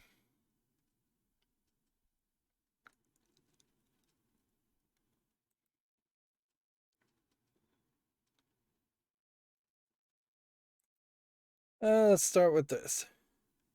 Destroy all attack position monsters.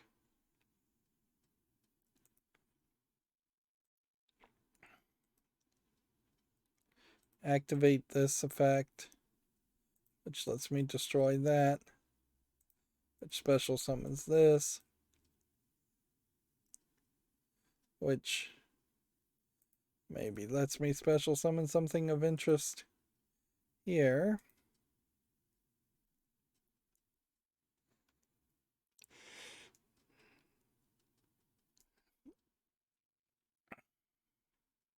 I'm going to risk it and assume that this is the strategy.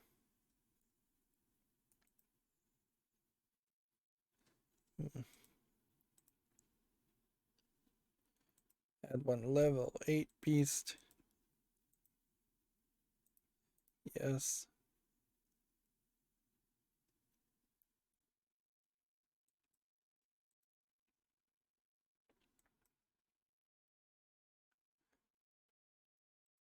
We'll just see what else happens. Is this a charmer card? No.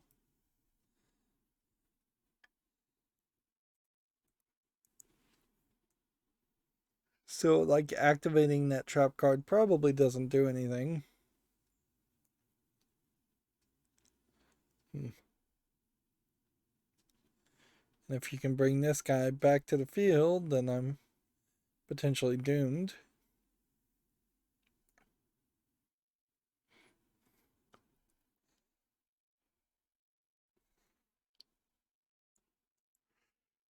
There does seem to be a visual theme here of things coming to life, objects coming to life.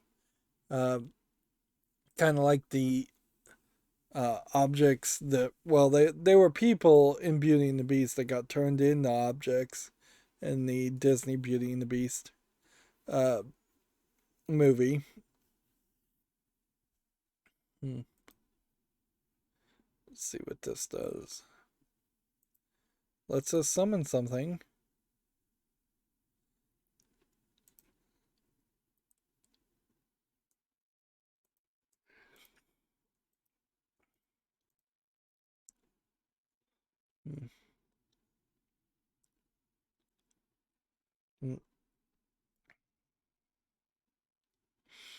Yeah, I definitely don't feel myself winning easily there.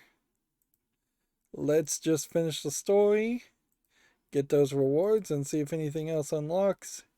I doubt it will. Samsara.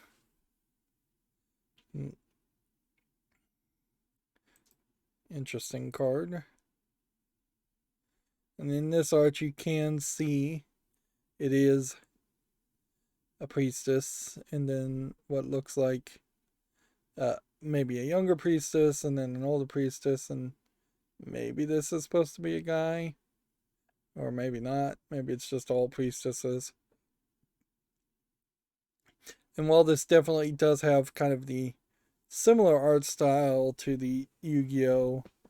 Ancient Egypt priestess, it also very possibly is a completely separate world, because I'm not really feeling any Millennium eyes in the art here. Like, instead you're seeing more bird themed headdresses. Eyes of Anubis, or whatever they're called. Story concludes, but one day disaster struck without a single warning. When a tremendous entity arrived in their land, The soldiers armed themselves for battle immediately. They had faith that all evil would bow to their god, and the standing priest at the time manifested the phoenix god once again. Little did they know the bringer of ruin they faced had even greater power. You have a little flame animations here. The phoenix god's strength was insufficient, and the desert land was left defenseless against the calamity. The only hope the people had to protect their homes was a young girl who many believed had the potential to become the next priest. When they tried to appeal to their god again, there were no offerings, no music, no dancing. Only the whispers of the girl as she devoted herself to prayer while her homeland burned and crumbled around her. The god heard her genuine wish and answered to the cries of her heart. In the girl's soul dwelled a power so divine and unheard of in its intensity that she was able to awaken Nephthys, the second flame. The crimson phoenix god descended with its flames of gold, and with one swoop of its wings, the fires ripping through the land, disappeared. This whole spiral animation, they definitely feel like they're just experimenting with animation things that seems like they've never even used before. It feels very like first year Photoshop level of polish. Um, Also, I wouldn't be surprised if this kind of flashing lights might cause somebody to have a seizure, although probably not. Once the catastrophe had settled, the god became a statue once more. A few months later, peace had returned to the people's homeworld, and they were once again holding a ritual in honor of the great Nephthys. Among the worshippers was the girl who had been the sole ray of hope in the disaster. So, yeah, you can definitely get better artwork or a better view of the artwork here. She seemed more mature now and carried the air of one who was determined to be ready for whenever the next tragedy struck. She clasped her hands together and prayed for another day of peace and wellness. Interesting, it just kind of focuses on that one character. And kind of interesting in general, again, this says gate clear. And again, we found another secret pack. Yep. Notice how that story jumped from being focused around the Nephthys gods cards, as it were, and instead being focused on an anime girl instead. Which, yeah, I don't really have a lot of surprise there. It does seem like most Japanese animators probably are more interested in drawing an anime girl than they are drawing monsters or robots or things like that. There definitely feels like there is a disconnect between whoever's coming up with the ideas, which is probably a slightly older Japanese person who would have grown up seeing cartoons or anime about monsters and robots and things like that, and what animators these days who are probably slightly younger in their mid 20s, whereas I imagine the people coming up with the concepts may be in their 50s or older. Uh, and those younger animators, definitely, they grew up seeing more um, people being animated in anime to the point that an average season of anime these days, maybe you'll get a Legacy Gundam series, and that's about it. You'll see some mech suits, but even in mech suit series, the vast majority of the time, it is still humans and characters being animated with Um, very little robots or mech suits inside of it. Mhm. Uh, it just really is a big difference between what would have been in anime in the 60s, 70s, 80s, even, um, and what started to come up in the 90s and 2000s. Uh, okay, well, we did the solo things, we saw the story. I didn't fully succeed here on screen, but I wasn't really expecting to. That leaves me with a little bit of work I can do off screen next time I have a daily quest to play some solo missions, and it really wouldn't take that much effort. As far as my experiment here to see if my new video card, which is not even that new, it's a 2070 RTX, it's a pretty old video card at this point, at least a year or two. Um, we were testing to see if that would work, and seems like it did. Seems like I didn't have any stuttering or anything like that. So I'm going to now have to take a step forward towards being a little bit more confident that everything is going to work now. And I'm going to have to start playing some other game and probably push the graphics a little bit harder than what Yu-Gi-Oh! Master Duel would require. Anyways, that's going to be it for this recording. As always, I ask you to like, share, subscribe, comment, and watch every second of my videos. If you want a friend to follow me on any social media sites, there's a whole bunch of links down below. And if you want to support me further, there's a link to Patreon, or you can friend me on Steam and get me a game off my wish list. Thank you for watching. Have a good evening.